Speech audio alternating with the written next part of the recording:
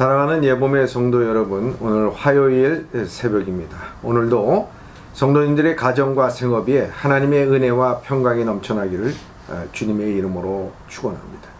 어석히 코로나19도 종식이 되고 모든 삶이 정상화되기를 바라면서 이를 위해서 수고하는 모든 방역 요원들과 의사와 간호사들과 모든 관계자들 위해 하나님께서 위로와 또 용기가 주시기를 간절히 기도드립니다. 오늘 이 새벽 시간에 주시는 하나님의 말씀은 잠언 15장 20절의 말씀입니다. 제가 봉독하도록 하겠습니다. 지혜로운 아들은 아비를 즐겁게 하여도 미련한 자는 어미를 업신 여기느니라. 다시 한번 봉독하도록 하겠습니다. 지혜로운 아들은 아비를 즐겁게 하여도 미련한 자는 어미를 업신 여기느니라. 저는 오늘 본문의 말씀을 통해서 무시당하지 않는 법이라는 주제를 갖고 함께 나누려고 합니다. 그럼 우리가 살아가면서 무시당하는 거 참 불쾌한 상황입니다. 오늘도 우리가 무시당하지 않고 살아가야 되지 않겠습니까? 특별히 성도라고 하면 무시당하지 않고 살아가야 됩니다. 무시당하지 않는 법에 대해서 좀 찾아봤습니다.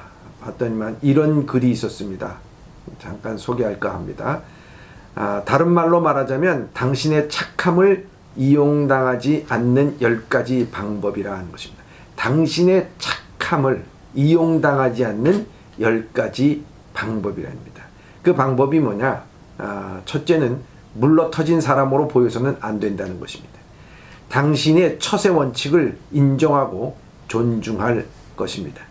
두 번째는요, 때로는 싫은 소리도 할 줄 아는 까칠함이 필요하다고 말합니다.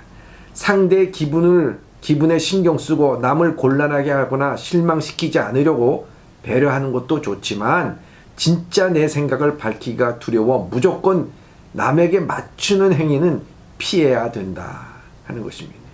이게 참 우리 그리스도인들은요, 남 비유 참 잘 맞춥니다. 그래서 가끔 무시당하기도 하는 거예요. 세 번째는요, 상처 주는 사람은 더 이상 가까이 하지 말라 이렇게 말합니다. 자기만의 관점을 주장하며 상처 주는 사람과는 신랑이 해봐야 아무 소용이 없답니다.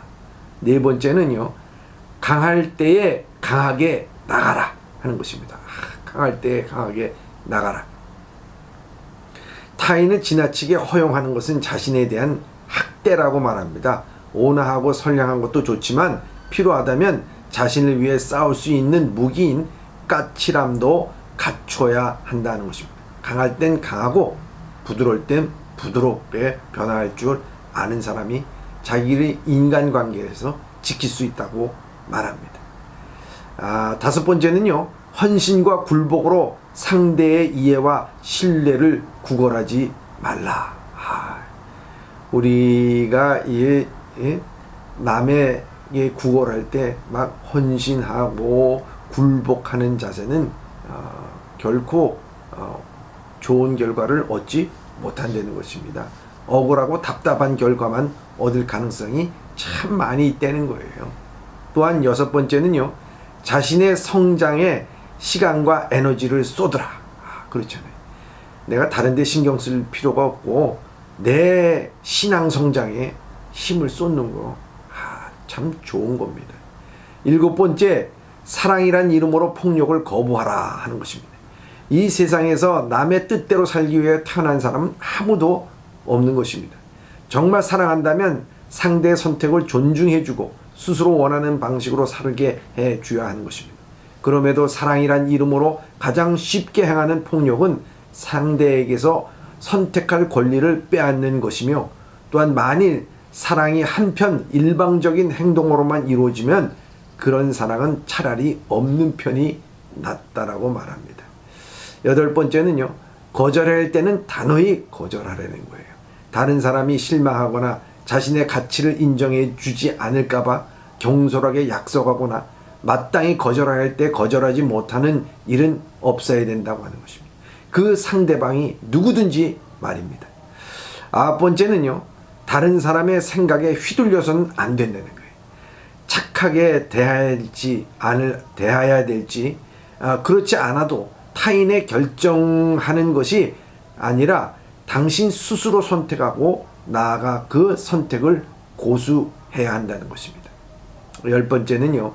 타인의 평가에 너무 기죽지 말라는 것입니다. 누군가 나를 무시한다고 해서 내 능력이 부족하거나 어디 모자란 것이 아니라는 뜻입니다. 따라서 남이 나를 냉대하게 한다고 해서 스스로 무능력하다고 여러분 생각해서는 절대 안 된다고 하는 것입니다.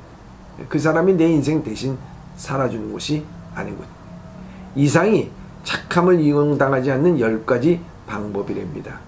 여러분 어느 정도 공감이 가는 내용입니다. 그런데 이 모든 일을 한다는 것은 결국은 우리 마음의 문제입니다. 우리의 마음이 당당하고 내가 가진 것, 내게 주어진 것이 당당하고 진실한 사람은 다른 사람이 무시 못할 정도로 위엄이 있는 것입니다. 바로 그 위엄이 있는 삶을 살아가기 위해서 참 중요한 것을 오늘 본문에 말씀하시는데 그것은 뭐냐? 바로 내 부모를 어떻게 대하느냐에 달려 있다라고 성경은 우리에게 말씀해 주고 있습니다. 여러분 무시당하지 않기 위해서는요. 부모를 어떻게 대하느냐 거기에 달려 있다는 것을 오늘 성경은 우리에게 말씀하고 있습니다. 오늘 본문을 보니까요. 부모를 즐겁게 하는 아들은 지혜롭다고 얘기합니다. 그러나 미련한 자는 어미를 업신여긴다고 되어 있습니다. 왜 어미를 업신여깁니까? 그 이유는 부모가 잘못된 것이 아니고 잘못한 것이 아니라 자기 스스로 열등의식이 많아서 그런 겁니다. 나는 왜 부모에게 받은 재산이 없을까? 나는 왜 좋은 부모를 만나지 못했을까? 등등 생각하고 자기 스스로 좌절하고 열등감에서 헤어나오지 못하는 사람들은 부모를 업신여깁니다. 마치 자신이 부모를 잘못 만나서 이렇게 됐다라고 생각하는 사람, 참 미련한 사람입니다. 그 사람은 사회에 나가서도 마찬가지입니다. 사람들에게 무시당하게끔 되어 있습니다. 그러나 자기 부모를 존경하고 즐겁게 해드리기 위하여 순종하는 모습은 남들이 함부로 대할 수가 없는 그런 기품을 갖게 되어 있습니다. 그래서 예로부터 효는 임금도 상을 내릴 정도로 나라의 근간으로 삼은 것을 볼 수가 있습니다. 배우고 못 배우고 차이가 아닙니다. 가졌느냐 못 가졌느냐 차이도 아닙니다. 부모를 즐겁게 만드는 자녀는 이미 그 속이 꽉 차여 있는 사람입니다.